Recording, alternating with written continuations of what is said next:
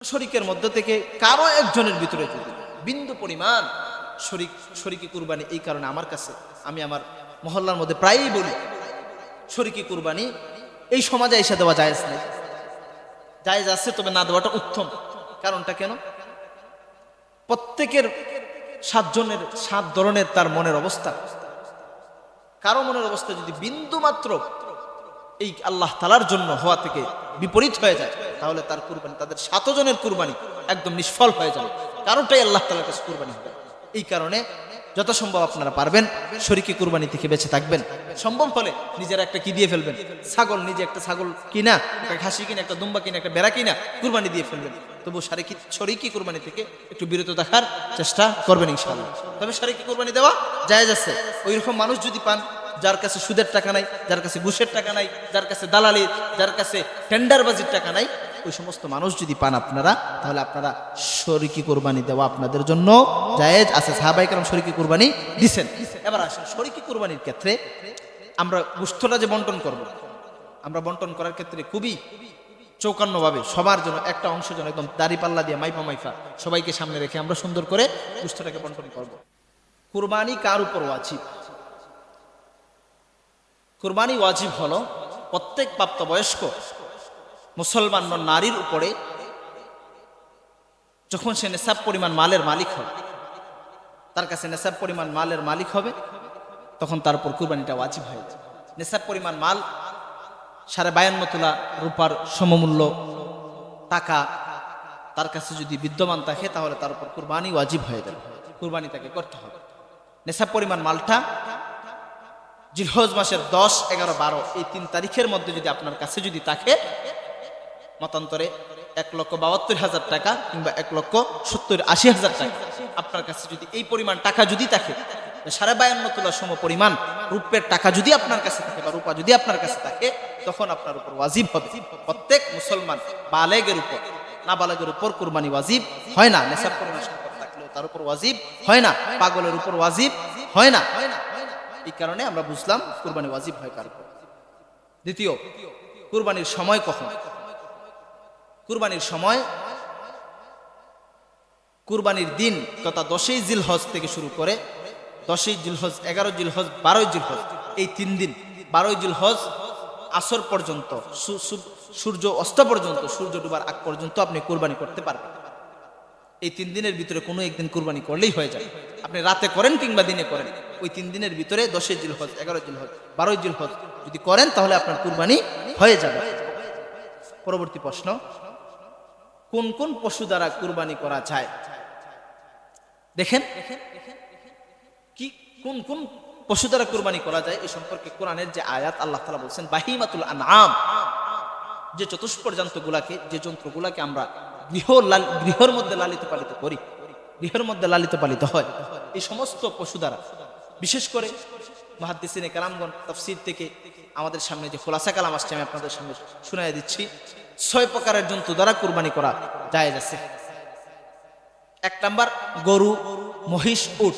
গরু, মহিষ, উট এই 3টা, ছাগল, দুম্বা, বেড়া, এই 6 প্রকার কুরবানির পশু দ্বারা, এই 6 প্রকার পশু দ্বারা আপনি কুরবানি করবেন। কুরবানি করা জায়েজ আছে, আপনি কুরবানি করতে পারবেন। শরীকি কুরবানির বিধান কি? খুবই গুরুত্বপূর্ণ একটা প্রশ্ন। শরীকি কুরবানি, আমরা অনেকেই 7 জনে, 5 জনে, 3 জনে, 2 জনে মিলে কুরবানি দেই। শরীকি কুরবানি, শরীক হয়া 1 জন, 2 জন, এভাবে 7 জন পর্যন্ত একটা গরুর মধ্যে, একটা মহিষের মধ্যে, একটা উটের মধ্যে আপনি শরীক হতে পারবেন। এটা শরীয়তে জায়েজ। আল্লাহ রাসূল বলেছেন একটা উটের মধ্যে সর্বোচ্চ 7 জন শরীক হতে পারে।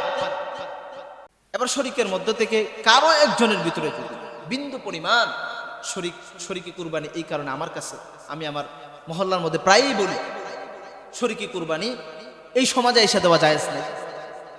জায়েজ আছে, তবে না দেওয়াটা উত্তম। কারণটা কেন? প্রত্যেকের 7 জনের 7 ধরনের তার মনের অবস্থা। কারো মনের অবস্থা যদি বিন্দু মাত্র এই আল্লাহ তাআলার জন্য হওয়া থেকে বিপরীত হয়ে যায়, তাহলে তার কুরবানি, তাদের 7 জনের কুরবানি একদম নিষ্ফল হয়ে যাবে। কারোটাই আল্লাহ তাআলার কাছে কুরবানি হবে। এই কারণে যথাসম্ভব আপনারা পারবেন শরীকি কুরবানি থেকে বেঁচে থাকবেন। সম্ভব হলে নিজেরা একটা কি দিয়ে ফেলবেন, ছাগল, নিজে একটা ছাগল কিনা, একটা খাসি কিনা, একটা দুম্বা কিনা, একটা বেড়া কিনা কুরবানি দিয়ে ফেলবেন। তবু শরীকি কুরবানি থেকে একটু বিরত থাকার চেষ্টা করবেন ইনশাআল্লাহ। তবে শরীকি কুরবানি দেওয়া জায়েজ আছে। ওইরকম মানুষ যদি পান যার কাছে সুদের টাকা নাই, যার কাছে ঘুষের টাকা নাই, যার কাছে দালালির, যার কাছে টেন্ডারবাজির টাকা নাই, ওই সমস্ত মানুষ যদি পান আপনারা, তাহলে আপনারা শরীকি কুরবানি দেওয়া আপনাদের জন্য জায়েজ আছে। সাহাবায়ে কেরাম শরীকি কুরবানি দিছেন। এবার আসেন শরীকি কুরবানির ক্ষেত্রে আমরা গোশতটা যে বন্টন করব, আমরা বন্টন করার ক্ষেত্রে খুবই চৌকান্নভাবে সবার জন্য একটা অংশ যেন একদম দাড়ি পাল্লা দিয়ে মাইফা সবাইকে সামনে রেখে আমরা সুন্দর করে গোশতটাকে বন্টন করব। পরবর্তী প্রশ্ন, ত্রুটিযুক্ত পশু যেমন অন্ধ, কান কাটা বা লেজ কাটা, এই সমস্ত পশু হলে, এই সমস্ত ত্রুটি থাকলে তার হুকুম কি? এটা খুবই গুরুত্বপূর্ণ।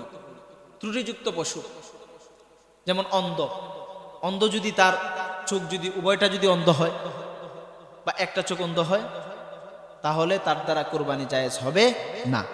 কান কাটা, একটা কান কাটা, পুরা কান কাটা, তাহলে তার দ্বারা কুরবানি জায়েজ হবে না। অর্থাৎ আল্লাহ তাআলা কি চাইছেন কুরবানির মধ্যে? আল্লাহ তাআলা কুরবানির মধ্যে আপনার তাকওয়াটা চাচ্ছেন।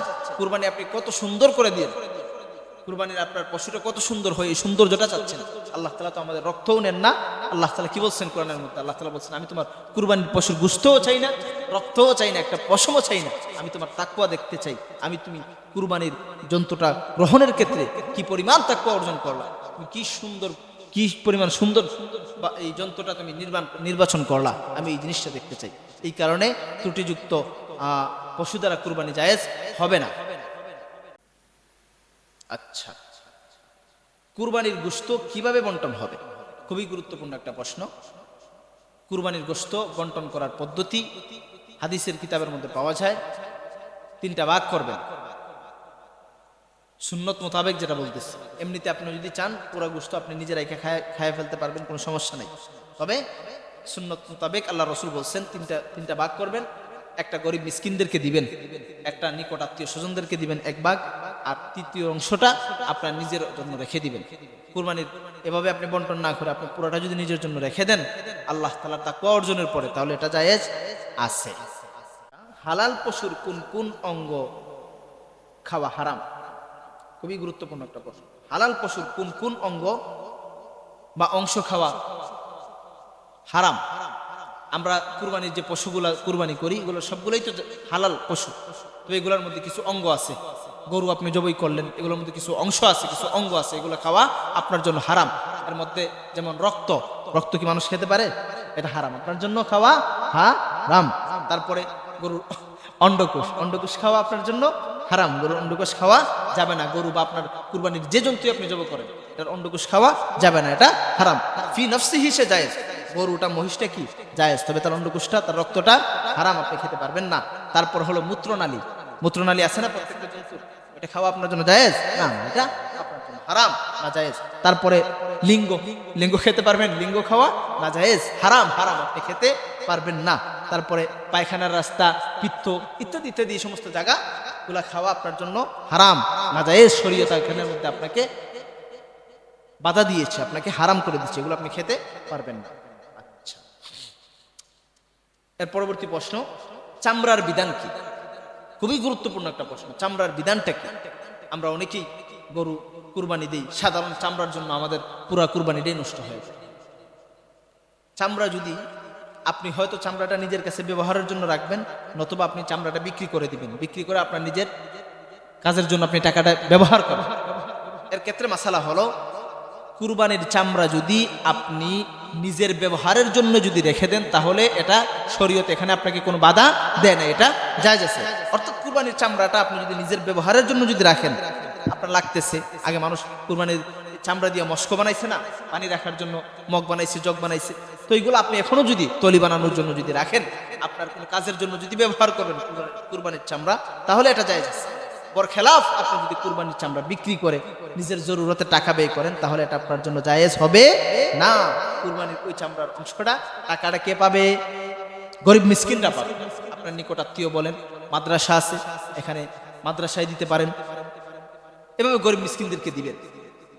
মোট কথা, কুরবানির চামড়া আপনি নিজে ইউজ করতে পারবেন, ব্যবহার করতে পারবেন, তবে আপনি কি করতে পারবেন না? বিক্রি করে টাকাটা মালিক আপনি হতে পারবেন না। আচ্ছা, পরবর্তী প্রশ্ন, কুরবানির পশুর কোনো কিছু বিক্রি করার বিধান কি? খুবই গুরুত্বপূর্ণ একটা প্রশ্ন। আমরা অনেক কিছু আছে কুরবানির, গরু যখন আমরা নিয়ে আসি, জন্তুটা যখন আমরা নিয়ে আসি, তার রশি আছে, সাথে আমরা গরুর পায়া পাই, তারপরে অনেকে গরুর নারী বুড়িগুলা যেটা আছে, বুড়ি খুবই মজাদার একটা খাবার, আমরা অনেকেই খাই না, অনেকে বিক্রি করে ফেলি। তো এগুলা বিক্রি করার বিধানটা কি? যদি বিক্রি করে ফেলি তাহলে আমাদের করণীয় কি? আমরা আগে বলছি আপনাদেরকে, কুরবানির জন্তুর কোনো কিছুর আপনি বিক্রি করে এটার দ্বারা টাকা নিয়ে আপনি এই টাকাটাকে আপনার কাজে লাগাতে পারবেন না, এটা আপনাকে শরীয়ত অনুমোদন দেয় না। সুতরাং আপনি শরীয়তের কোনো কিছু, এক নাম্বার মাসালা, আপনার জন্য কুরবানির জন্তুর কোনো কিছু বিক্রি করা জায়েজ নাই, জন্তার না একার না রসই নাই, আপনার জন্য কোনো কিছু কুরবানির জন্তুর কোনো কিছু বিক্রি করা জায়েজ নেই। তবে কাউকে বিক্রি করে যদি ফেলে, যদি বিক্রি করে ফেলে, এমনিতে বিক্রি আমরা করব না, যদি বিক্রি করে ফেলে তাহলে তার হুকুম কি? যদি বিক্রি করে ফেলা হয় তাহলে এটার টাকার মধ্যে আমাদেরকে একটু টাচ করা আমাদের জন্য জায়েজ হবে না। টাকাটা আমরা বিক্রি করলাম, একটা গরুর রশিটাই মনে করেন বিক্রি করলাম আমি 100 টাকা দিয়ে, বা নারী বুড়িটাই আমি বিক্রি করলাম 1000 টাকা দিয়ে, এই টাকাটা বিক্রি করে ফেলছি, এটা একটা ভুল করছি, বিক্রি করা উচিত ছিল না আমার জন্য, এবার বিক্রি করে ফেলছি, এবার আমি এই টাকাটা গরিব গোরাবাদের জন্য এটা আমি অক্ষ করে দিব, তাদের জন্য আমি আমার কাজে ব্যবহার করবো না, এটা আমি সাদাকা করে দিব, মসজিদ মাদ্রাসার মধ্যে আছে এতিম বাচ্চারা আছে তাদের কাছে আমরা সদকা করে দিব। এই কারণে আমরা সবাই খুবই সতর্কতার সহিত কুরবানি দেওয়ার চেষ্টা করবো। আল্লাহ তাআলা আমাদের সবাইকে তৌফিক দান করুন, আমিন।